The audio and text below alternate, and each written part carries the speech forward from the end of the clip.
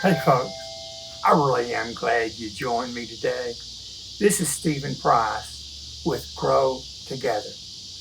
I've got this spoon with me for a reason. I want to tell you a little story.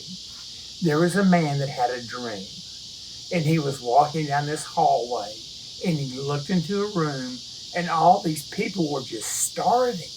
But he noticed they had big bowls of soup, but on their hands they had strapped uh, long spoons to them, and they couldn't reach into the soup and get a bite.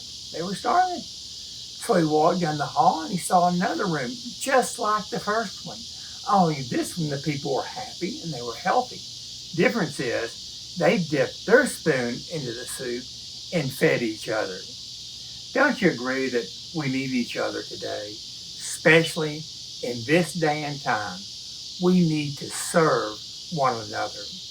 Jesus is our example on how we should serve one another. Where we should do it, how we should do it, there's a number of different ways. Let me share with you some of those, okay? One of them is just serve where you're needed. In Philippians 2, 3 through 4, it says, don't do anything out of selfishness, but look to one another on how you can help them. It might be your neighborhood. Somebody needs something done, and you can help them out. Brighten somebody's day up. We're told in Matthew 5, 6 that we're the light of the world. It may be something that you say to somebody, maybe a note that you write them, or a call on the telephone that just brightens up their day. Pray for each other. In Ephesians 6:18, we're told that we should lift each other up in prayer. If you've been praying for somebody, write them a note and let them know about that. Or if you have a friend, tell them, ask them, hey, is there anything that I can pray about for you?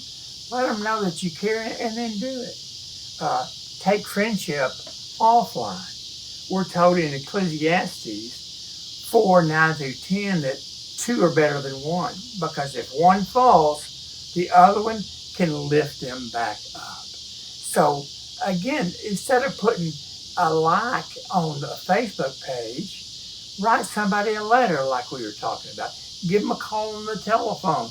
Go have a cup of coffee with them when we can, okay? And then be somebody's cheerleader. In 1 Thessalonians, we're told that we should encourage one another. I tell you what, folks, if we could really serve each other, we would make a huge difference. And I think our days would be better for it too.